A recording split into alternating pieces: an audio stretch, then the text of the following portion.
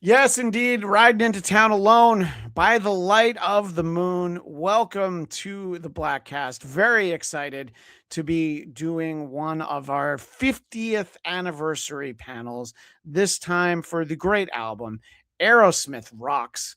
And joining us is the host of 100 Songs That Define Heavy Metal, the CEO of Metal Blade Records, Mr. Brian Slagel. Thank you for coming back on. I appreciate it.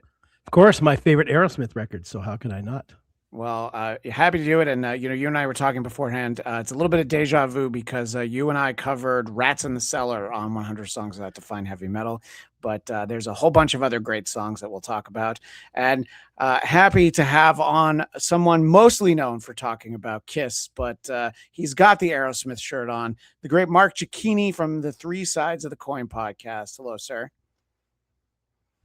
And I think Mark might be frozen, which isn't the first time Mark's been frozen when he's on with us. So, but I think he's there now. So we're glad to have him. And of course, author of, I would say hundreds of books, but I think that's an exaggeration, Martin Popoff. But it's about 150 books about rock and metal. 135 at this point, with 10 coming out over the next year and a half. Do you hear that, Brian? 10 coming out over the next year and a half. So we're this close to 150. All right.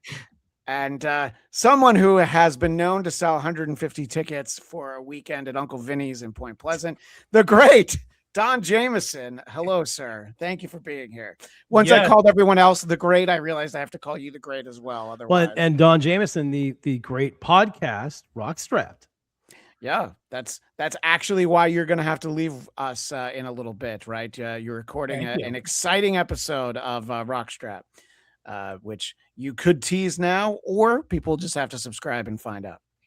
Well, I mean, I'm excited to talk about Aerosmith for sure. You never have to twist my arm there, but we are going to be talking to Ross Valory, a Rock and Roll Hall of Famer, of course, from Journey. So that's going to be fun. So that'll be an upcoming episode in the next few weeks. And we got a YouTube channel and all that good stuff. Just Google Rockstrap. You'll find us. And I understand you did another special recently. You followed up McSorley's. Do you want to tell people where you filmed it? Yeah, Duff's in Brooklyn. If people haven't ever been there, it is basically a heavy metal museum with lots of alcohol, and it looks so killer. I mean, just the visual of the bar alone is phenomenal. And we had a great taping there, and Jimmy Duff, the owner there. I don't want to give too much away, but the album's going to be called Comedy is Killing Me. And Jimmy Duff plays the Undertaker because he actually drives a hearse as his regular car. So at the end, I'm placed into the hearse after Comedy kills me, and we drive off into the night. Well, that sounds great. Everyone will stay tuned for that. Martin, as the author of soon to be 150 books, I wanted to have you kind of start with the first few brushes on this canvas as we talk about the 50th anniversary of Aerosmith Rocks. What are some of the key things that you think of when you think of this album that we should all keep in mind? Well, it absolutely is my favorite Aerosmith album as well. It's the follow-up to Toys in the Attic, which is now 9 times platinum. So they go double platinum, triple platinum, 9 times platinum. This thing turns out 4 times platinum, and then Draw the Line goes double platinum, and then I think they get maybe a platinum and a gold. So they're super successful band. Yeah, I believe Rock in a Hard Place went wood. Is that the classification? It might actually be gold, I believe. Oh, okay. Anyway, so this comes out May 13th, 1976. It hits number 3 on the charts. It's a record where they start using the warehouse, and they're recording kind of live. These songs are coming together, really haphazardly. Then they go down to the record plant and record vocals there. According to Jack Douglas and engineer Jay Messina, it's all about mic placement and distortion and liveliness. And I think it sounds great. To me, I mean, when we got this record, it's so funny. Like all these people, they've told me these things themselves, and I've seen interviews and stuff. But we've got, James, we've got Slash, we've got Nikki Sixx. They all say it was just absolutely, formative and all these people are all our age, right? And I just remember, I don't think leading up to 76 and even for a few more years, there was an album that we loved more and played more than this record. It's a little bit. Rolling Stone gave it a not great review. They said it was kind of a rehash of previous stuff. But to us, I remember it felt like more of a badass record than Toys in the Attic. It felt like the Johnny the Fox versus the Jailbreak. Jailbreak gets all the, accolades, and Johnny the Fox just quietly a better album, sort of thing. So yeah, absolute classic. And I will stop there. So you're saying that this album in 1976 was even bigger than Rock and Roll Love Letter by the Bay City Rollers? I am shocked to hear that. They were big too, as were the Partridge Family and Bobby Sherman. Well, I didn't know Bobby Sherman was going to come up. And Don, you can tell us another time your favorite Bobby Sherman record. But you and I have talked about this on podcasts, just casually at the Rainbow. I think if somebody's going to have a real conversation about Aerosmith, you really need to talk about Toys in the Attic rocks. For most of us, there's no other answer that I'll accept as this is the greatest Aerosmith record. But please change my mind if you disagree and you're more of a Nine Lives guy, Don. Pink, it was love at first sight. Well, speaking of sight, what I think is the best Aerosmith album turns out to be the least visually exciting cover of all their albums. But that certainly doesn't take away from the content inside. And, Martin said something that I'd never thought about it this way, but sure, you could argue Toys in the Attic is a better record if you want. I'd let you go on that. But Rocks really is the one that is the most influential when you hear artists talk about their favorite Aerosmith album. This is the one that comes up. And, not only is it my favorite, it's one of my favorite albums of all time. I put that up there with AC/DC Powerage, which to me, there's not a dull moment from the beginning all the way to the end. And this album's no exception. And this album ends on a ballad, and there's still not a dull moment. It's still just like Toys in the Attic. They both end with great ballads and not necessarily among their best known songs. Mark, when Rocks is the follow up to Toys in the Attic, what is that like for you hearing this for the first time? See, a lot of times Mark just sits there so diligently that I can't tell that he's frozen.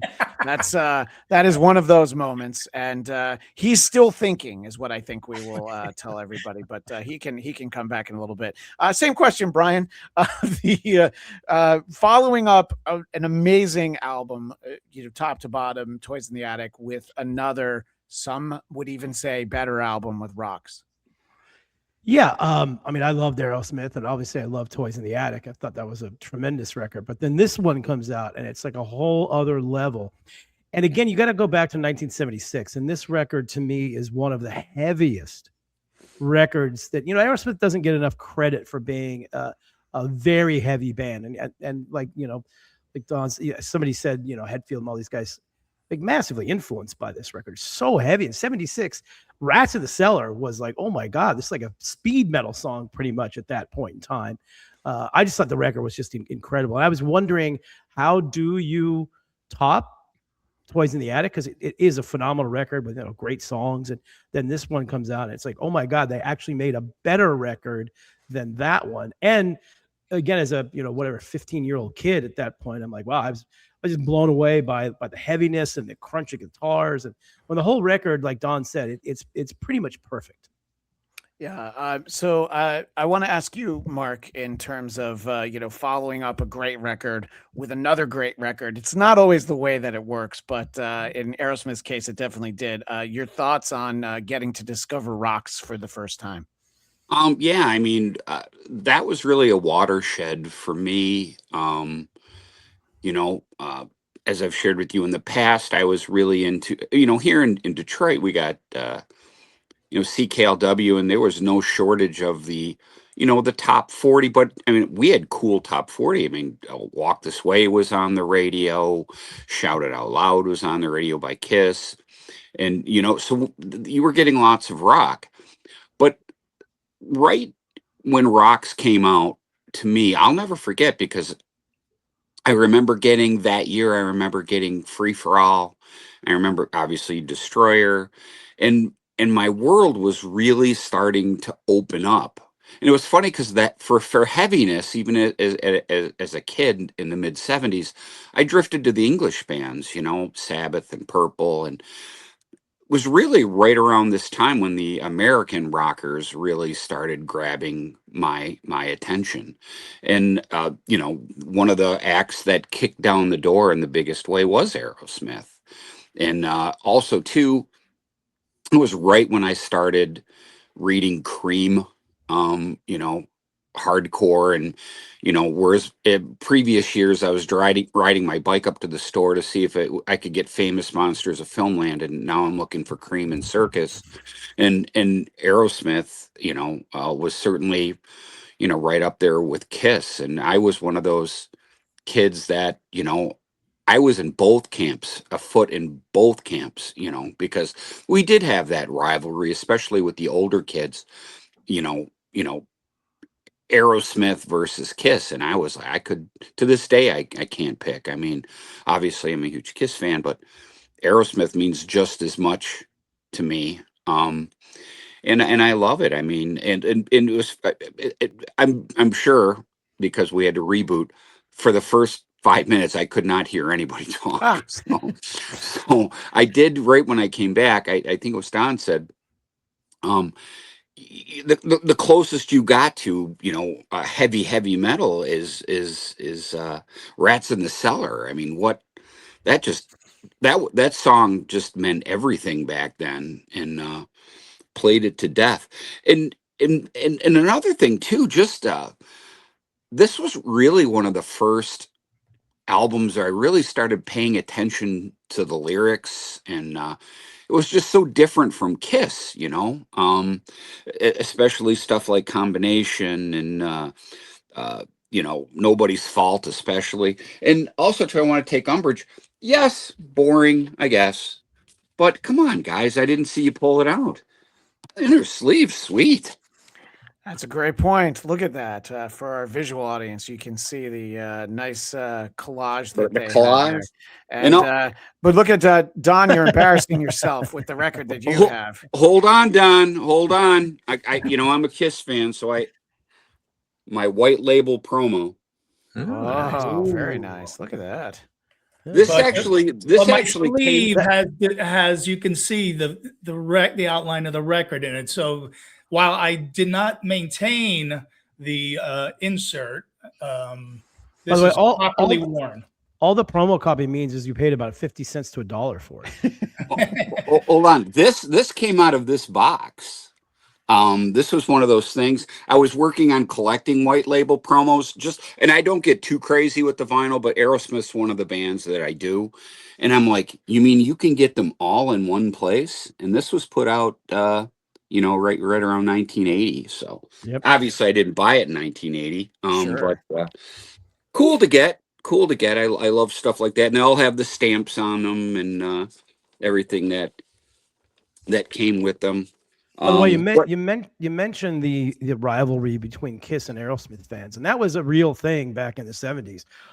Kiss was my favorite band by far, but I also loved Aerosmith too. But there was a lot of my friends who you either a Kiss fan or Aerosmith fan. We kind of went through this a little bit with Morton, where we're talking about the Kiss record, where Martin was definitely in the Aerosmith camp or the Kiss camp, and it makes sense because the two bands were very much rivals for the same audience. And it was almost like it's funny that, Rolling Stone gave it a terrible review, or not a great review, because Aerosmith was the thinking man, smart heavy metal band, and Kiss was the dumb, all show, no go sort of thing. And I didn't buy either of those stories. I thought both bands were phenomenal, but it was a real thing back then, big time. Well, I don't, I have a book, and it's not handy. It's in the other room. the guy put out a book of all the bootlegs and stuff, and he put a lot of the reviews. And matter of fact, my good friend Julian Gill put out a book with a lot of reviews in it. And it never dawned on me. I mean, now as an adult, I guess it does. It should have seemed obvious to me, but I never looked at it this way. And that point is this: the poor man's Rolling Stones. It should have been so obvious, but I never saw it through those eyes, because to me the Stones are one thing, and Aerosmith was a lot heavier. You know what I mean? And but gosh, all the early reviews are actually all the way through the 80s, they were still being compared to Aerosmith. And that's not my opinion. That's right there in all the old newspaper. Oh yeah, well, that was critics like to do that. Stones, right? I mean, to us, this was a youthful improvement, just running circles around the Stones, and also running circles around Zeppelin with Presence. Amen. You heard this. It just seemed like both those bands were walking in molasses compared to all the ideas all over this record. Yeah, I just go with a snippet. So, of course, you can go online and find the July 29th, 1976 Rolling Stone review by John Millward. Whether or not Rocks is hot depends on your vantage point. If your hard rock tastes were honed in the 60s, as this band's obviously were, Aerosmith is a polished echo of Yardbirds guitar rock, liberally spiced with the Stones' sexual swagger. If you're a teen of the 70s, they are likely to be the flashiest hard rock band you've ever seen. While the band has achieved phenomenal commercial success, their fourth album fails to prove that they can grow and innovate as their models did. Critics in the 70s were a bunch of frigging idiots and elitists. Like, Robert Hilburn in LA was one of the worst ones, and they're all over the place. The fact this guy's last name is Millward. No wonder. I mean, remember Rolling Stone, if you all the early AC/DC records, and they would give them 1 star, 2 star, 3 star, 4, up to 5 stars. They gave AC/DC for the first time, and they're reviewing all the early records that came out in because they had been re-released from Australia. They gave it a black box, and basically said, these are some of the worst sounding records of all time by one of the worst bands of all time. So that just shows you where critics were in the 70s. They're friggin' idiots. Well, we didn't know in 1976 that Rolling Stone was the original fake news outlet. So now we know if they trash a band, we know go out and get it immediately. The magazine that's given Radiohead 5 stars for every album they've ever done. It's hard to take their opinion seriously. But like I said, we didn't know that back then. We thought they were cool. But not very cool. Before we leave this album, this album cover, the coolest thing about this record is that awesome Cream ad with the white album cover. Right? Yes. Oh yeah, holding that. I love that ad. That got me. I mean, in fact, a bunch of my books coming out are books of record ads, but that is the greatest record ad I think of all time, because they put some thought into it with the lady there holding. That's the girl holding it like between her fingers. Yeah, I love the cover. I think it's very classy actually for a rock or metal album back then. It's very simple but classic. I always thought it was a cool cover. You're right. I mean, that inside sleeve painting. Now I really enjoy it, but I remember at the time going, oh, probably because I was comparing it to the cover of Destroyer, which, the guys looked so strong, but I remember pulling out like, oh. Don, I know you have to go in a moment, so I want to give you a chance to at least take a moment or two to shout out perhaps some of the you can't really be a forgotten classic if you're on an album like this, but songs that maybe don't get played live and maybe not everybody thinks of right away. Are there any are you able to have a sleeper hit on an album like Rocks? Well, I would say going back to, Brian and Mark both mentioned about the heaviness, but nobody mentioned Nobody's Fault, which is probably, arguably, the heaviest Aerosmith song ever. I mean, maybe that and Round are the 2 heaviest Aerosmith songs. That's a Brad Whitford riff right there. And I remember talking to Brad. I don't remember if it was on that metal show or we were off the air, but I asked him, what's a song you'd like to put into the set list that you guys really have never played. And he said, Nobody's Fault. And I said, why isn't it back in? He said, it's a difficult song for Steven to sing, at that point, probably somewhere around 2015-ish. And, but back then, of course, I don't know if they've ever played that song live, but, all the vocal performances on this album are spectacular. But, Aerosmith was classic for having great opening tracks too. That was the other thing. I mean, but Back in the Saddle, to open the record, it's just like, it just blows your mind out. And then you go right into, that sleazy boogie, groove of Last Child. Again, another Brad Whitford composition. Rats in the Cellar, again, very heavy. Then we go into the drug songs. Combination, which of course is a song about locking your door. No, it's a song about doing heroin and cocaine at the same time. So that's nice. And then you follow it up with Sick as a Dog when you wake up the next day and you don't have any more cocaine and heroin. That's the worst feeling, to wake up in the morning and not only are you out of cocaine, you're also out of heroin, Don. Yeah. Don't we all know it here? Get the Let Out, another heavy one. Lickin' a Promise. Obviously, great double entendre there. Classic Steven Tyler right there. Lickin' a Promise. Is it a guitar lick and a promise of fame, or is Johnny giving a young lady a lick? I suspect it's a little of both. Home Tonight could have really they could have just sort of gently faded it out. But they don't. The ending becomes epic, and the album really ends on a high note. So that's my analysis of this record. And the other reason, I'll say this before I go, that really proves this album's greatness is that Draw the Line is the next record. I happen to think Draw the Line is super underrated. I think it's a really good album. Agreed. But after this record, the fans just couldn't get into Draw the Line like they could get into this. It was a letdown. But had that been their second album, people would have loved it a lot more. By the way, Nobody's Fault has been played live 37 times by Aerosmith, most recently in 2003. Oh, so not even, I would have assumed it was during that Vegas residency where they were, dusting. No, off I saw it at Comerica Park. They played it.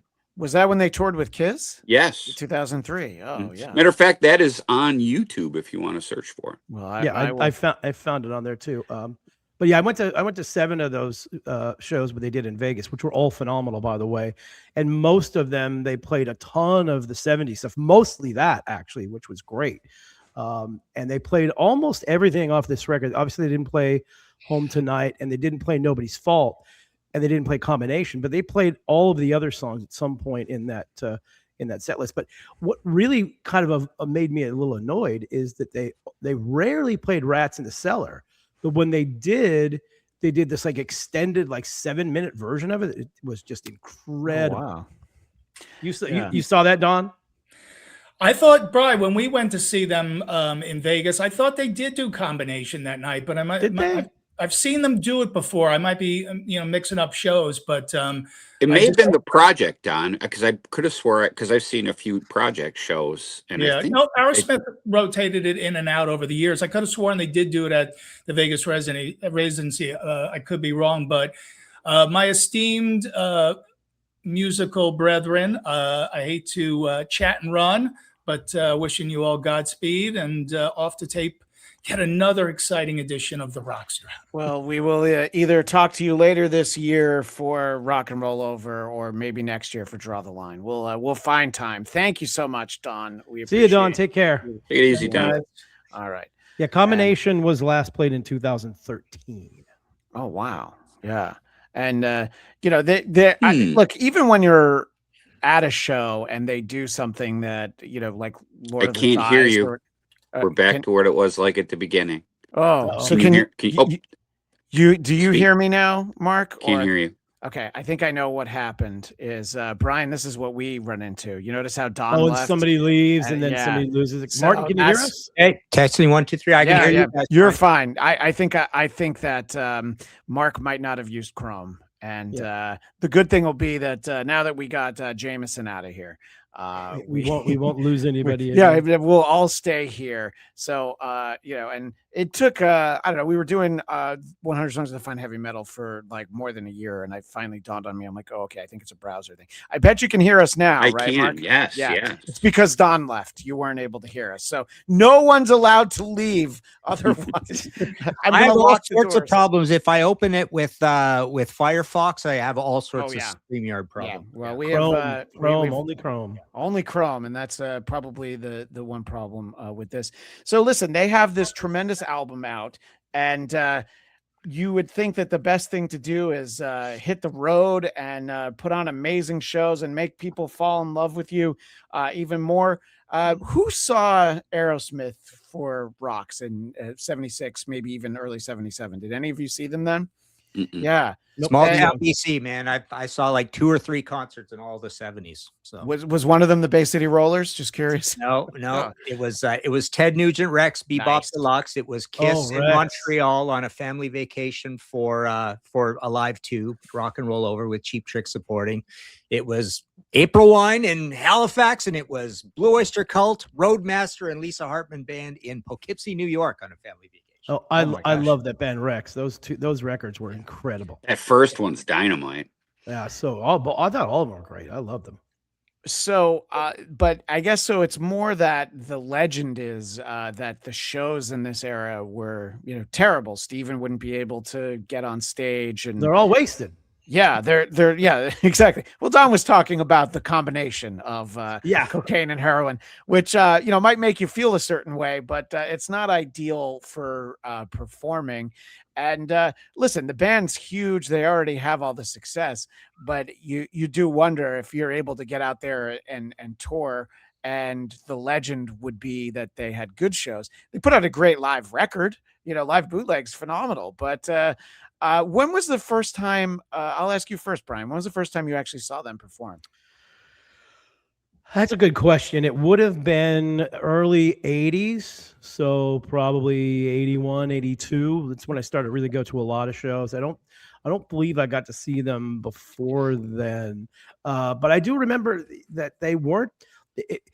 The reason I'm like trying to think is because it wasn't an overwhelmingly great show. It was kind of like No, and was Joe so not good. in the band at that point when you saw them? Was it? I did see them a lot without Joe, and they were actually not too bad. Like I kind of like those records without Joe. I know a lot of people complained about them, but I thought those records were pretty good. Honestly, of the many times I saw them, and I didn't see them a lot in the 90s because I wasn't really a big fan of a lot of that stuff, but I did see them once or twice, and they were decent. But the residency was phenomenal. That was, to me, the best thing. Like I said, I went and saw them 7 times. They were, they were a little sloppy here and there, especially Joe, but Tyler was great. And again, the set list was great. So I feel kind of vindicated. I got to see a bunch of those shows because they were really, they were really playing pretty well at that point.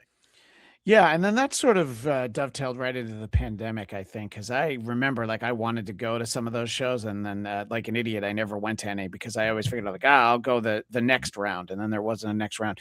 Mark, when was the first time you got to see Aerosmith? I'm kind of like Brian. My first 2 Aero gigs in my local Detroit brethren, we have all my rocker friends. We refer to the Rock in a Hard Place era as the bogus Aero. That's what we say to one another.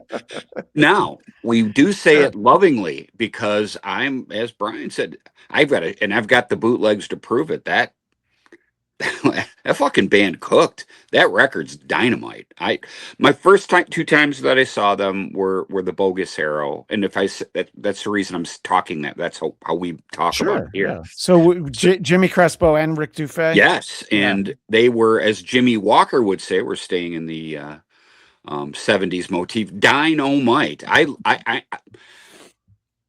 both of those shows that I saw, I think the one was at Joe Louis Arena and the other one was definitely at Pine Knob because it was a day after my birthday. I think it was May 30th, 1983. And I remember here I'm graduating high school and I didn't give a fuck about anything. All I know was I had like 10th row Aerosmith tickets, and I just had Aerosmith on the brain, like from the time that I got my tickets. Um, I was so excited, and they did not disappoint. That was still one of my favorite shows of all time. Also, the set list was just dynamite. Again, Yeah. if you and there's enough quality bootlegs out there to back up my bullshit here. That that era of the band is actually really sleazy hard rock perfection. It was, don't get me wrong, I've got some other shows where they did do quite poorly, but you can say that about Aerosmith in general. When they were on, they were on. And that band was, the two times I saw them, were dynamite. And again, as great as those were, I remember the Back in the Saddle tour. They oversold Pine Knob. There was people literally on the other side of the hill. It was absolutely insane. And those shows smoked. And I think I'd have to check my set list. I remember Joe doing Red House, and I just remember going, this is just, God, almost a religious experience. It was so great. And that was just a really great show. And while we're on that era, meaning Back in the Saddle, I'm on the record, I absolutely hate, with a capital H, the Aerosmith version of the Joe Perry classic. That version is so terrible. Talking about to let the me. music do the talking. Yes, it's just fucking garbage. I hate it. If you guys, and there's a great bootleg, it's a soundboard, well, it's a video pro shot. There's a I think it's a New Year's Eve show where Steven sings the original lyrics. It's worth seeking out. That song just doesn't work with the way Steven redid it to me. I mean, maybe you guys think I'm on drugs or something, but I cannot even give it the time of day. I've tried every so often. I spin that and I'm like, no, I can't do it. I can't do it because I love the bass drum on all 4 beats, Mark. It's the 4 on the floor is the problem with it. The original Cruises just yes, got so it's much streamlined. But the Aerosmith one is 4 on the floor. I hate 4 on the floor. I heard the Aerosmith version first, so it probably tainted my ears for it. Do you have strong feelings one way or the other, Brian? No, not really. I mean, it's a great song, and Yeah. I do agree. I think Joe Perry's version is better, but Sure. I didn't really have an issue with the Aerosmith version. I thought it was fine. Look, in my opinion, anything Steven Tyler sings is great. So I don't have a problem with anything he does. But I do think the Joe Perry one was a little, like Martin said, it flowed a little bit better. But I also understand if you listen to something enough, you really love it, and then you hear another version of it, it's never going to be as good. That first Joe, I like all 3 of them, but in descending order. First, I still say the first Joe Perry solo album is one of my favorite. I'd easily put that in my top 20 of all time records. Wow. I still listen to that. There's so much great guitar on it, and I like the vocals, and I just love how edgy the whole thing really is. And man, that was a great. Plus, that was really when I was in the early to mid 80s. I was really getting into tape trading and stuff, and I remember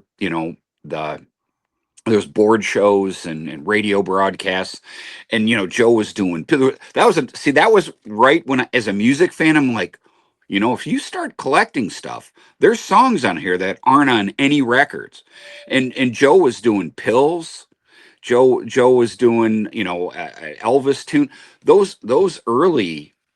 Those are some of my greatest tape trading memories. I'm like, oh my God, not only are these live, there's soundboard or radio broadcasts, and there's extra songs. And I'm like, oh my God, it was just so exciting, to be a fan back then. Yeah, I've got all those radio broadcasts, and they were great. They were really good. And I think, especially that first record, I mean, he had a lot to prove. I mean, he left Aerosmith. He's trying to prove himself. He's probably angry. So there's a little bit of that. So that you can definitely feel all of that in that first Joe Perry record.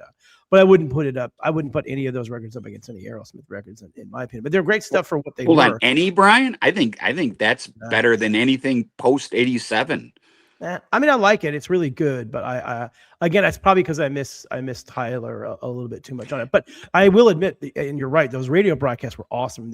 He did one in almost every, whether it was Boston, all the usual places, Boston and Cincinnati, and all the radio spots. And there must have been 6 or 7 on that first tour, and all the quality on all of them are great. And you're right, he played a lot because you only had the one record, so he played all these different songs. It was really good, and I got to see them.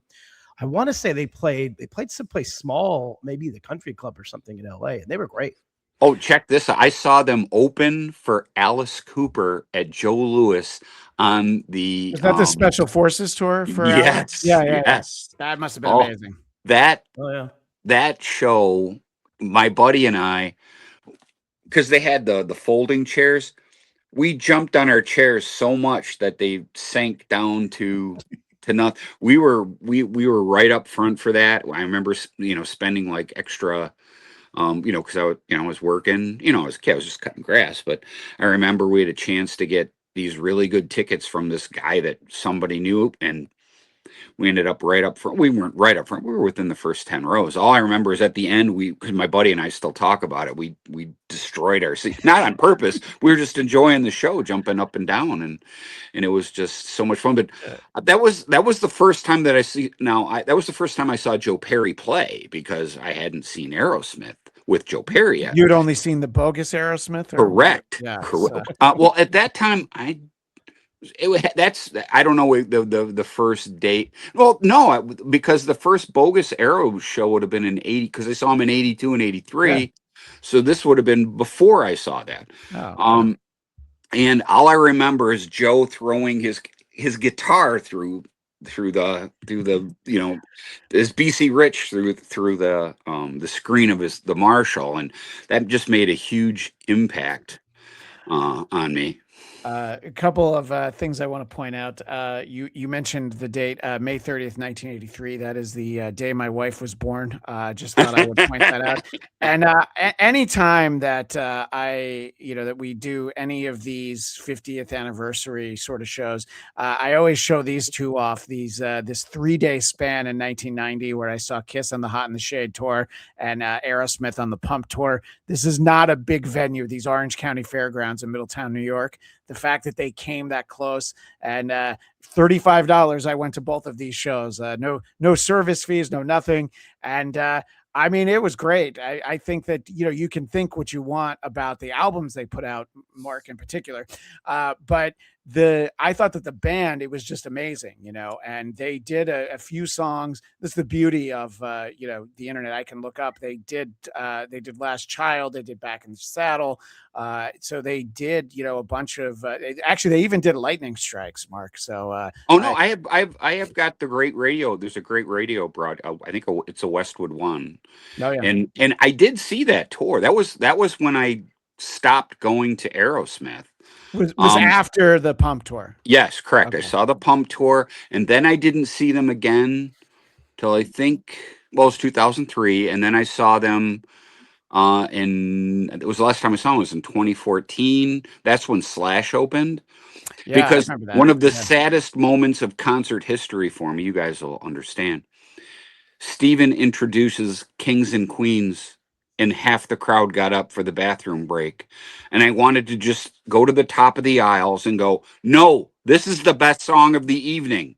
I couldn't believe that people were, and then, whatever, Amazing or one of those other songs. And I'm like, oh, you're fucking killing me here. They had to get back in time for the song from the Asteroid movie, Mark. Yes, and I this is the same thing. I saw them at the Forum in LA on that tour, and the Lord of the Thighs and just any of those things that most of us wouldn't think of as deep cuts. That was the time to, I guess it's time to get another beer. But so you're saying there are bootlegs out there from this era, and some nights they must have been good, but I guess the legacy is that they didn't really do themselves justice. But we circle back, it doesn't take away from the fact that this is a tremendous album, and a lean 35-minute runtime. But the 70s, man. Yeah. No, exactly. And, growing up in the age where I was, taking records and putting them on cassette so I could like listen to them on my Walkman, boy, that left a lot of room for extra songs when, you'd have like a 90-minute tape and you're like, oh my God, I can fit so many other Aerosmith songs on here. Before we get too late, I want to make one kind of critical comment on this record, specifically Sick as a Dog, because that's one of my favorite Aerosmith songs of all time. But one of the great things about that song, and I don't recall a lot of people doing it back then, and now, pretty much everybody does it. But in the middle of that song, it slows down to just the one guitar, that da-da, da-da, slows down to the one guitar, and then it comes back and it hits so much harder. It's like da-da, and then the full band comes in. And I've always said that those sort of little breaks in songs, when it comes back in, makes it 1,000 times heavier. And that's one of the first times that I've ever heard, because really Zeppelin and Sabbath and Deep Purple didn't really do a lot of that. I mean, certainly, Purple and stuff had these, songs. Yeah, like Speed King, same thing. They come back out of that. A little bit. But this was one of the first times I really noticed that. And it just when it comes in, it's just so heavy. I was like, man, and you also get the hitting on the ride cymbal there as well. Yep. And the other great thing about this one is the massaging in of the acoustic guitar at the beginning.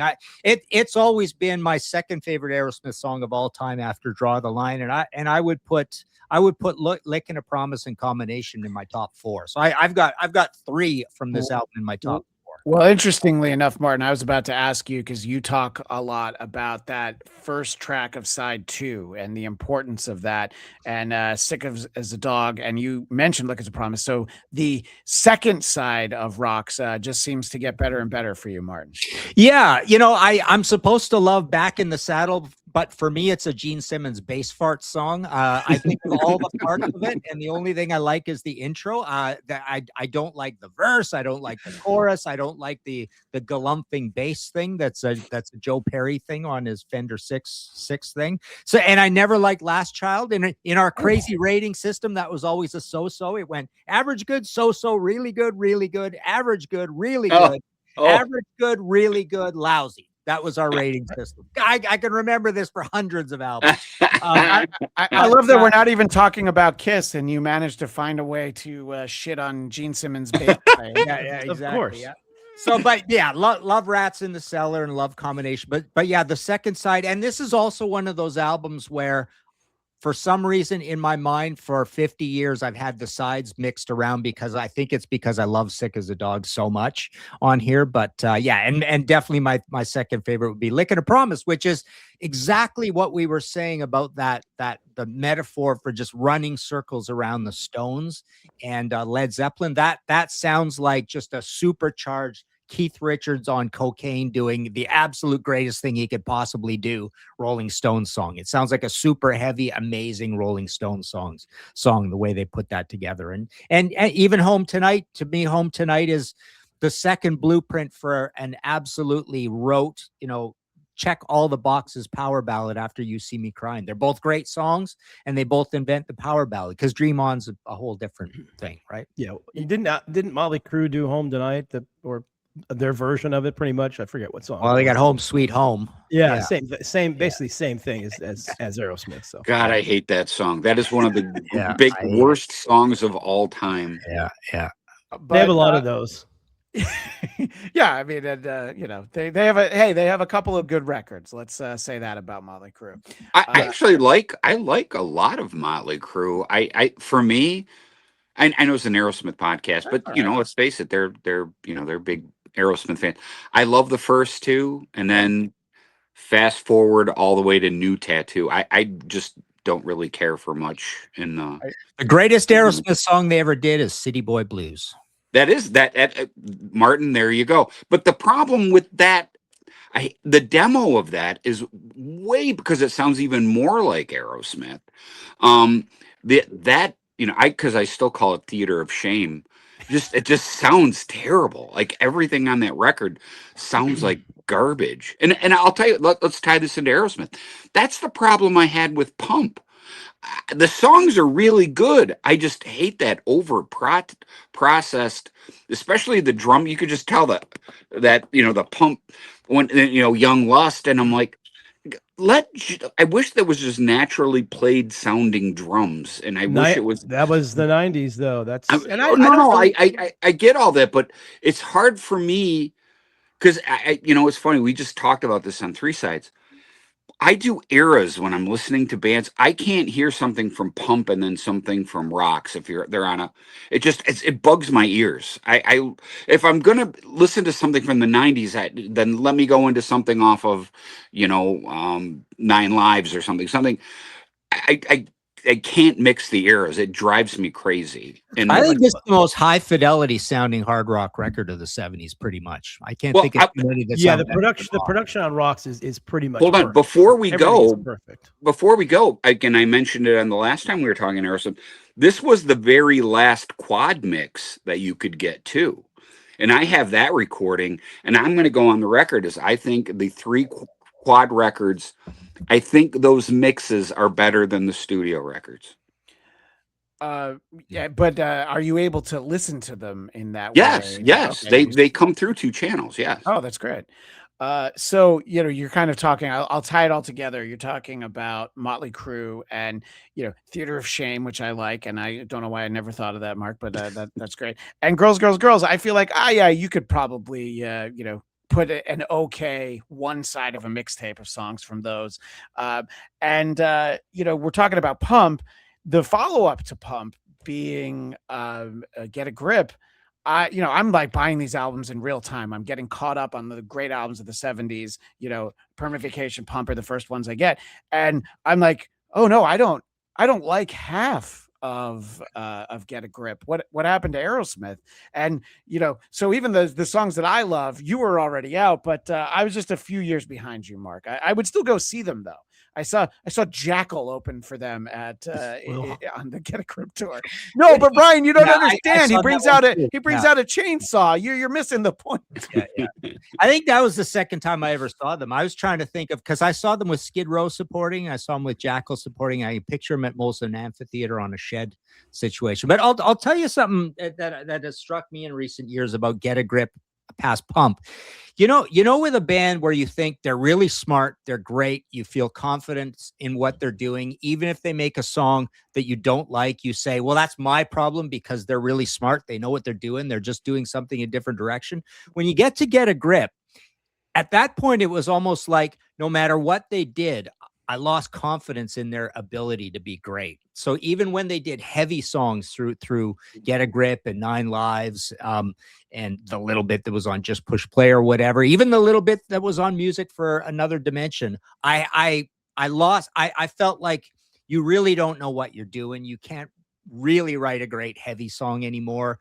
And really the best songs are these kind of mid-tempo ones that you actually did put out as a single. Like there's some really good songwriting in there. But at that point, we were talking about this on our AC/DC podcast as well. There's a point in AC/DC's career where you lose confidence in their songwriting ability and you're not championing every song anymore, even if you don't like it. Instead, you're like basically even a song you're supposed to like, you kind of go, you're not cool anymore. So what happened? Yeah, you're exactly right. But what happened to Aerosmith is they got caught up in the whole major label 1990s. We need hit songs vibe, and that's all anybody cared about. That's all the record company cared about. That's all the management cared about. That's all anybody cared about with Aerosmith. Just get us the hit songs, keep making the money, and do that. So they weren't. I don't even think they were allowed to put stuff. They probably had some decent stuff that they wrote. I mean, like for example, Taste of India is probably one of the few actually really, really good heavy songs that came out. I agree. That whole time frame. But they were just a product of that's what happened to bands in the 80s and 90s. They just got caught up in the major label record hysteria. And especially in the 80s where it's just like, that's just the way it was. And like I said, I don't know, because I wasn't in meetings or I wasn't, part of their whole thing. I know, their management pretty well, but I'm pretty sure that they were told, like, don't put the heavy stuff on the record. We need the hits. The B-sides for some of those singles were better than the songs on the record. I mean, were they radio songs? No, but the B-sides they put out for some of those late 80s, mid 90s stuff, I like the B-sides better than anything that's on. And remember Deuces are things they put on the Deuces, greatest yeah, hits. Takes a album. while, yeah. well, not Brian, to your point, not only would they say don't put any heavy stuff on the record, they would say, can you give us the same song 3 different times and put them all out as videos with Alicia Silverstone? So to this day, Pretty much. like when I hear them play any of those songs, I'm not sure which one it is when it starts. Eventually I'll figure it out. And I'll have the reaction that Mark was talking about. Yeah, That's very, my go get a beer moment. very, very formulated. And it was, I mean, look, the 90s were, the best quote of the 90s was by my good friend Kerry King. The 90s were weird. And especially those Aerosmith records in the 90s were very weird. And they just became a radio band. That was what it was. Yeah, but I think Pump's still pretty badass though. Pump. Yeah, Just I feels- like Pump. Yeah, The songs are great. It's tough to listen to. but I would say for a different reason than you, Mark. To me, that album just always sounded noisy. You're right; it is overproduced, but like these 7 or 8 layers of things are all distorted and noisy and just annoying. Right? It's not cleanly overproduced. It's a racket. I mean, especially Young Lust. They'd kick off with that. That and Fine. Noise, right? Can you picture though, like those 2 songs with Rock's production, just how fucking sweet they'd sound? I think anyway. Yeah. But I guess that's what they brought Bruce Fairbairn in for, was to give it that sound. And it is hard, listen, for Mark, it's Pump, but I'm talking about Get a Grip. We mentioned all these other albums. It can be hard to reconcile sometimes that these are the same guys that put out this amazing album that is celebrating its 50th anniversary this year. And, we've kind of talked about all the songs in there. Martin, I do appreciate Martin telling us which ones they didn't like back in the day. But the album was so short. You just listen, it'd be all right. Mark, I'm wondering though, that if in 1976, were you able to appreciate Home Tonight, or were you like, nah, this is too slow. Let's move on. No, as a kid, especially then, I wanted, Richie Blackmore and Ted Nugent and Joe Perry, you know what I mean? I just wanted all the guitars up loud and in your face. And, that's what I liked. I have a really quick, funny story about Home Tonight. This happened in probably 1982, 83. No, it was 83, 84, because I just graduated high school. I was working, I'm a utility contractor. We're working in a really, really, really bad neighborhood in Detroit in front of this apartment complex. And I'm working with this guy, and it's lunchtime. And I'm like, and I hear, da, da, da, and I'm like, and I say it to my partner, I said, that's an Aerosmith song. It's coming out of like the 2nd story window. And again, this is a really, really rough part of town. And then I start hearing this female voice singing this. So she's playing on her piano. She's playing Home Tonight. And God, it stops. And the whole time we sat during lunch and listened to her sing to herself. And she comes downstairs, and I'll never forget the door, at which I thought this door looked everything but, sealed shut. This door comes out. She has this, it's like out of a video, MTV video. She's got this huge Doberman with a spike collar, and she's absolutely model beautiful. And I said, as she's now walking, because this is literally 15 feet. And as she walks by the truck, I said, hey, great job. I love Aerosmith. And I said, and she goes, oh my God, it's one of my favorite songs of all time. And I said, well, you really nailed it. And I said, can I ask you a question? You live here? She said, the rent's cheap, baby. And she kept going. I mean, what's the chances of A, hearing that song in that sort of setting, and then B, have it come out of that? Again, couldn't make that up if I wanted to. It was crazy. I'm just surprised you got out of there alive. Look, I've been back in the day. I've been a contractor in the city for 40 years. And I think the neighborhood answers the question as to why she has the big Doberman. Mm-hmm. Yeah, sounds like it.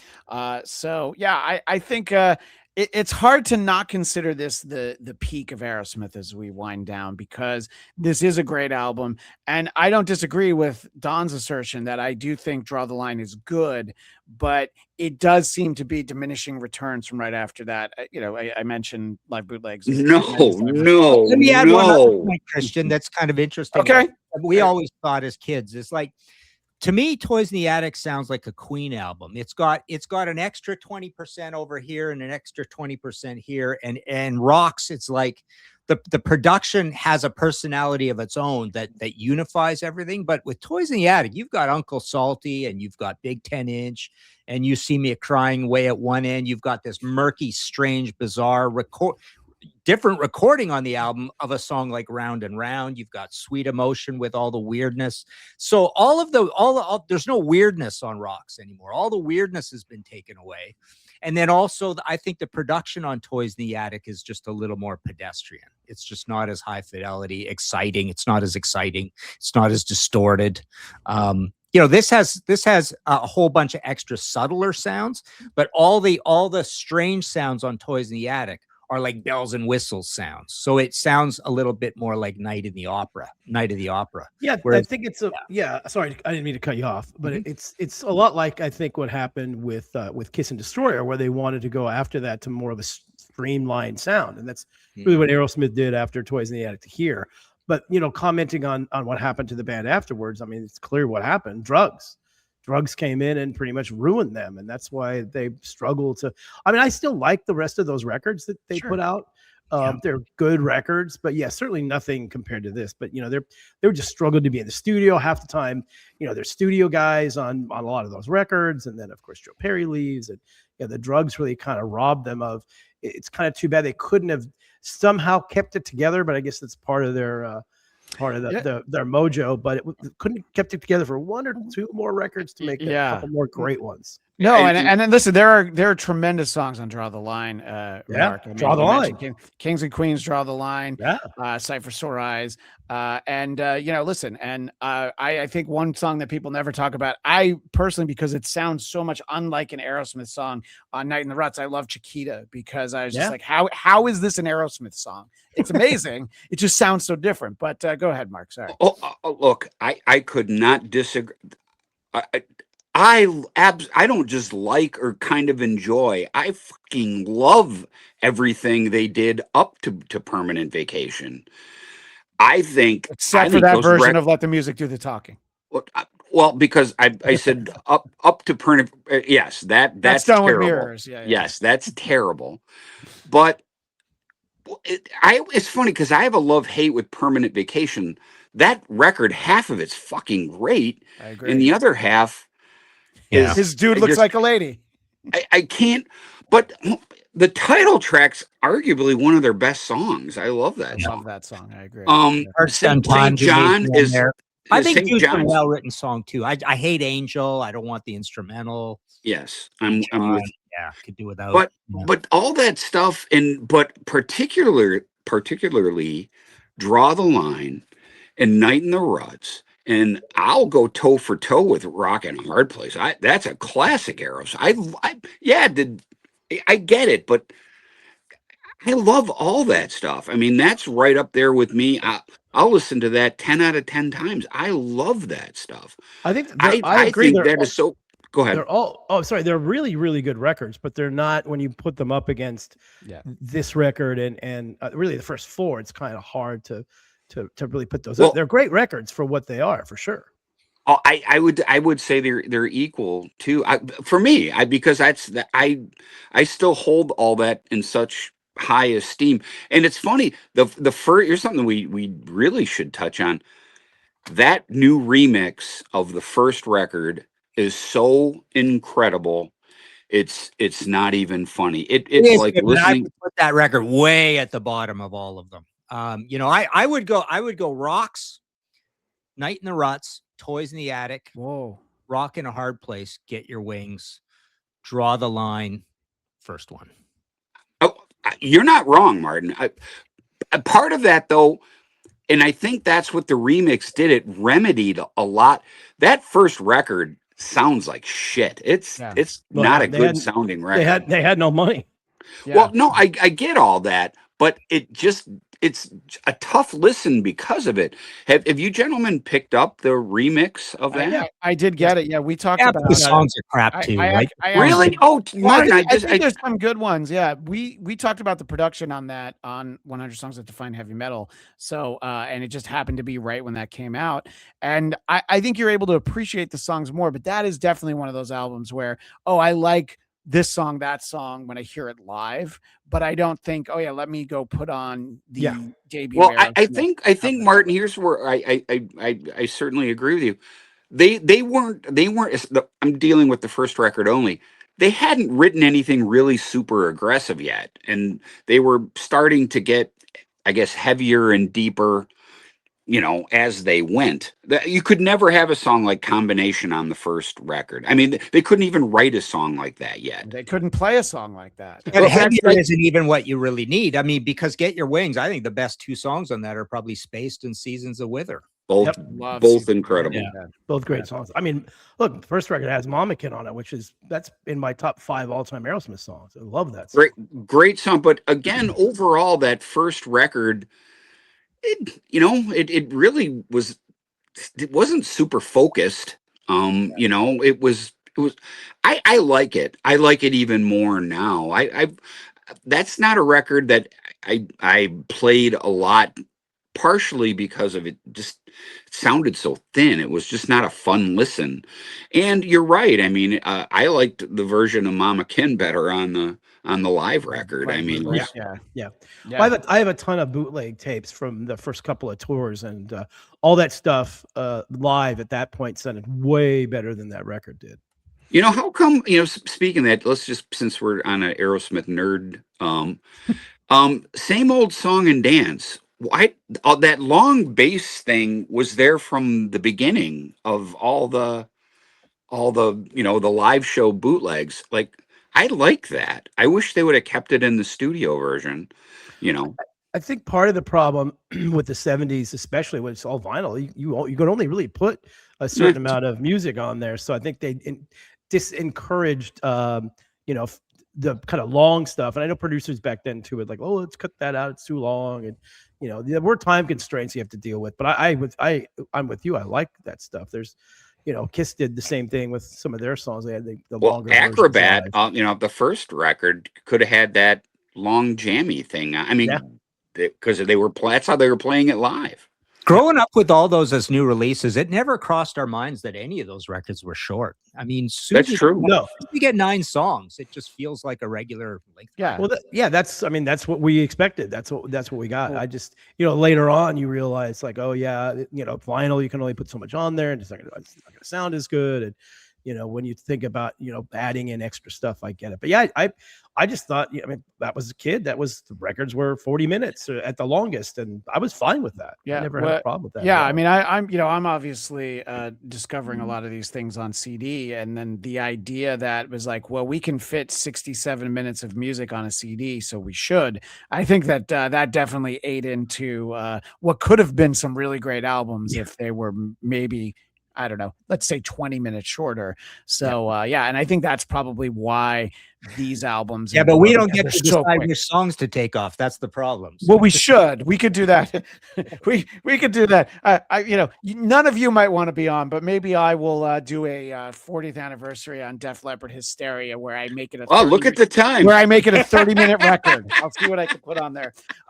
One thing, I was waiting to get a look at the time, and whenever I zoom in on you, Mark, I see a beautiful display of Kiss Asylum back there. Yes. And, you talk about comparing album to album. You have that on display. Your co-host, Michael Bramvold, will always talk about the great Kiss Crazy Nights, which should only be listened to on cassette, I think. Totally. All these albums have managed to endure, except for maybe those. Aerosmith, like Kiss, I still bought the records upon release. I still supported the band. I always was one of those kind of fans. I always had they're gonna come back. Aerosmith, to me, is the only 70s band that has not come back yet to my, because I could go from Alice Cooper to Cheap Trick to Van Halen, all the way on down. All these great 70s bands that I loved finally redeemed themselves after their garbage hair metal period. Well, I don't want to put you on the spot. You're talking about new music? Later music, and later on in their careers, after they sold their soul. The greatest example would be Alice like Kiss. Cooper. Oh my God! I love Eyes of Alice Cooper. I liked the Eyes of Alice Cooper. That's the one I was going to say. Yeah, but I hated Hey Stupid. I hated Trash. I bought those the day they came out. I was very excited. I mean, look, I'm a massive Alice Cooper fan. I love Alice Cooper. I've seen him live, I don't know, 50 times. I know him. I know his band. Huge respect. But in my personal opinion, he's not made a good record since Welcome to My Nightmare. Which is why Brian will not be on our 50th anniversary of Alice Cooper Goes to Hell later this year. That's not a bad record, but what I wanted to ask you, Mark, is, you're talking about sort of redeeming themselves. Do you feel for Kiss, was it Sonic Boom? Was it Monster? Did one of those? Because I did what you did. I bought Music from Another Dimension when it came out. I bought Monster when it came out because it's always this is the new record. I want to hear it, I love both of those records. Okay. I think both of those records have a nice thread back to the original 6. They're just, they weren't, put it this way. There's no song on Monster or Sonic Boom where you went, oh, they're trying to do Pour Some Sugar on Me there, or they're trying to do, for good or bad. So are you thinking of a specific record by any chance? It's funny with Crazy Nights. I hate, again, the production ruins it. When they played that song live, I had a better feel live. Yeah. I didn't like the over pompiness production on that. I'm more of a stripped down sort of guy. So again, I Kiss to me should be just, it's the same reason why I'm a big BTO fan. I like just rock songs that are, 3-4 minutes long, that you can hum and tap your foot to, and I love that. And I think there's more songs on both Sonic Boom and Monster. No, don't get me wrong, there's a part of the Kiss audience who cannot get over themselves and will not even like, oh, it's not Ace or Peter on there, I'm not gonna pay attention to it. And I have to remind them, well, you like Dynasty and Peter played on one song. You're a really big Anton Fig fan. Yeah, well, because the very last, studio record that Peter Criss played on, the entire album, came out in 1977. So, don't lecture me on this crap, how everything is, terrible afterwards. I think the songs are really good. I think you can draw threads because I think Hell or Hallelujah could have been on Love Gun. I mean, it's kind of a ripoff of I Stole Your Love. I mean, which is also a ripoff of Burn. I mean, which is also. I was actually going to say, I think it was on Love Gun. Yes. So, but that's my whole point. I mean, I think they did that. With Aerosmith, I don't think they ever redeemed themselves. I think the last solid record, in my opinion, is Permanent Vacation. I like the songs on Pump, and it just went. But like Brian said, though, too, A Taste of India. Yeah, that I want more like that, but there just wasn't. And the astounding thing, Mark, is there's only 4 studio albums since 1993, right? So that's it. 7 years plus 26 is 33 years. 4 studio albums in 33 years. Yeah. And now, really quick, since we're kind of talking about this, I loved a different kind of truth that Van Halen. To me, I mean, yes, are they rewriting old Van Halen demos? But God, I love that record so much. Is Dave not quite Dave? Yeah, but Christ, the riffs and the solos and the drumming, that to me, I'll take that over. And I love Sammy. Matter of fact, I just went and saw Sammy Hagar last week. I love Sammy Hagar, but I don't like Van Hagar. It's not that I don't like it. I just never really got into it. It's okay. Yeah, the problem with all of that stuff was, again, it's just, this was the climate back then, and they all wanted hits. And I mean, Van Halen, we argue this forever. I mean, same thing. I mean, I prefer the Roth years much more than the Hagar years, but they sold like 4 times as many records during that time frame, because that's what the major labels. I was at Warner Brothers when all those records were getting made and getting put out, and I know the A&R guy, and they told the band, this is what you're going to write. You're going to write hit songs and hit songs and hit songs. You're going to notice I didn't say they suck. It's just not for me. Like you said, yeah, I agree. I like the other stuff. Yeah, and to Christian's totally point, about the length of CDs, there's as much heavy metal on Get a Grip and 9 Lives as there is on any old Aerosmith album. Yeah, just too like too 5 long. and a half songs of it, right? On every single one of them. There just happens to be 12 or 13 or 14 songs there. Yeah, exactly. And that's kind of, I think we all got robbed from, those bands getting caught up in all that stuff, where if they just would have been left to make records that they wanted to make, it probably would have been a whole different ball game. But they all just had to play the major label game and, make all the money and have the hit songs. I mean, I was in the music business behind the scenes when all that stuff was going on. I saw that with all of those bands. That's why it's just too corporate for me. I just didn't like anything corporate at all. And all those records are very corporate sounding albums. Right, but to your point, because of that, they do sell 4 times as many records. Yeah, exactly. Went to for on the Lawful Cardinal Knowledge. Look at little hi-hat, hand claps massaged in with the snare, like percussion everywhere. It's like none of that. I call that the same thing as Bon Jovi. Some of those records, I call it like car sick production. It's just like Bon Jovi records just sound plastic to me, all of them, right? And Get a Grip has that problem. I want to wrap up in a minute, but because of the way we're talking about this era, is there any way, any time that if Van Halen 3 with Gary Cherone had come out, where people would have been like, oh, you know what? Could people have given an honest listen? I've tried to re-listen to it. I still feel kind of the same about it, but that was a no-win, right? Your second time replacing your singer with, obviously, I think Gary Cherone's a tremendous singer. I love a few Extreme songs, but I don't think there's any way that could have worked. And that probably also, Brian, came at the worst possible time. They could have switched from Sammy to Gary Cherone, right? Yep. Yeah, 100%. I mean, the timing wasn't there. I don't think the chemistry was there either. Same thing with, Iron Maiden and Blaze Bayley and, Motley Crue and John Corabi, they all kind of tried that. And, all those guys are really good singers in their own, but they just didn't fit in those bands. Right. And to quote Bill Perry, East Coast, West Coast, right? Yeah. Yeah. Love it. Exactly. Yeah, no, and it seems like everybody thinks Tim Ripper Owens, great guy. They he seems like a good interview, so yeah, but all of these bands sort of making a change at the worst possible time when, maybe the demand for a new Van Halen or Motley Crue album wasn't where it was. And look, that's the one guy that Aerosmith realized they couldn't replace was Steven.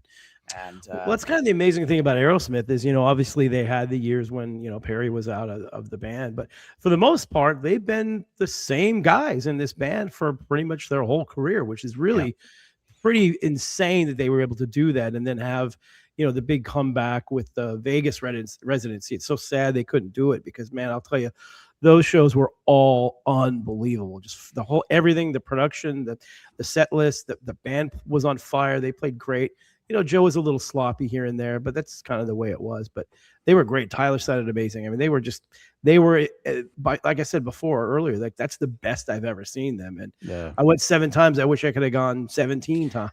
Right. And you don't usually say that the best time you've seen a band is whatever that was, 40 plus years after the first record came out. It's usually different than that. Well, we'll tie it up with basically what Mark said. You like those short to the point songs that you can really tap your toes to. And Aerosmith Rocks is filled with them, and a beautiful ballad at the end that perhaps wasn't there for teenagers in 1976, but we all can appreciate that.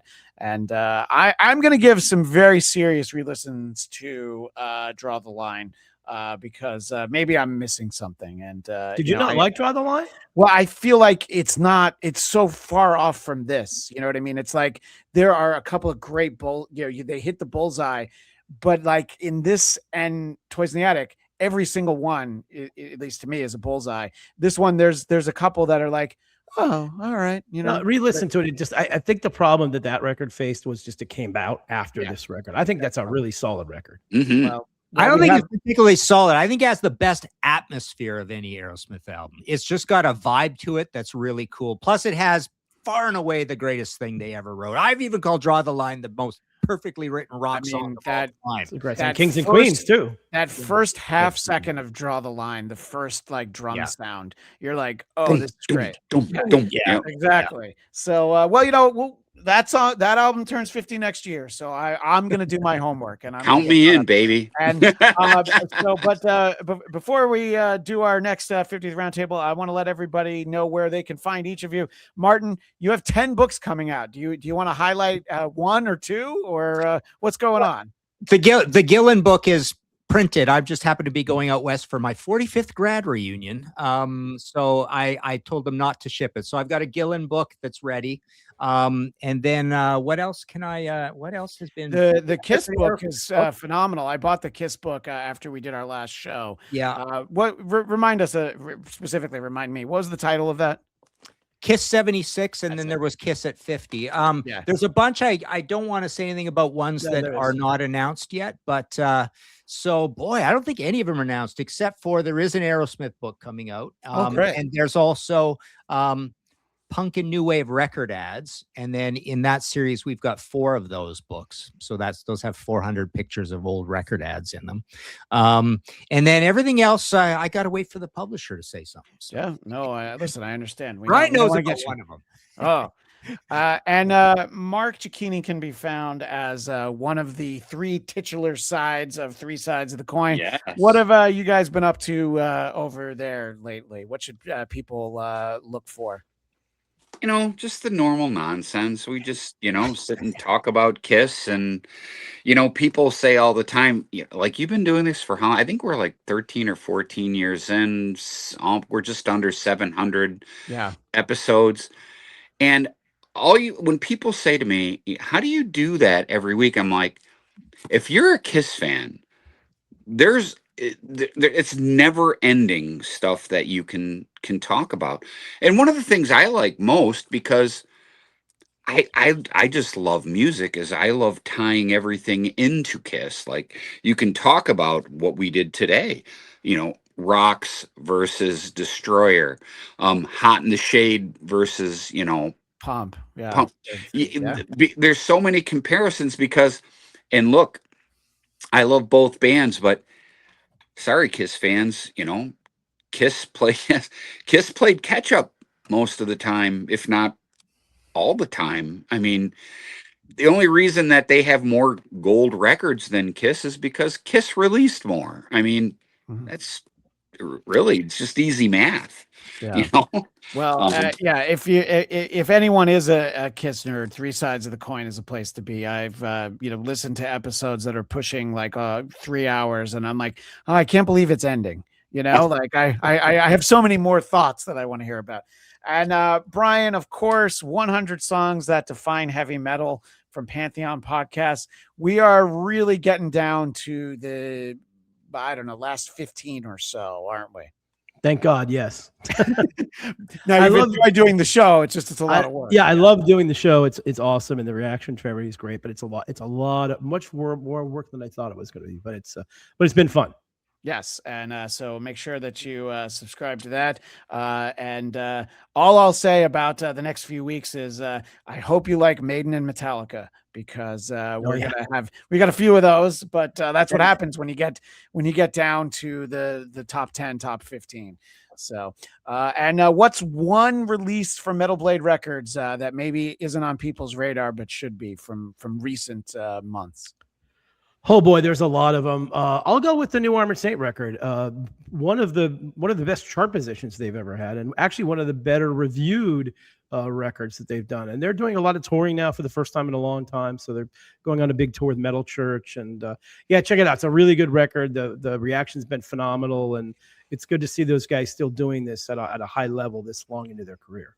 Mm-hmm. I saw them with Wasp last year. Freaking awesome. Yeah, they're awesome. I saw one of those shows too. Yeah, definitely. It was great. It was great for me to finally see Wasp. It was one of those that I had missed. So, but great to see Armored Saint, and everybody should check that out. And of course, if you're watching or listening to us, you should like, subscribe, and make sure that you're following the Bladtcast wherever. BLADTCAST. We're on YouTube and also an audio podcast. And it's summertime, so we'll probably be talking about all sorts of big blockbuster summer movies. But that's not now. That'll be next time on the Bladtcast.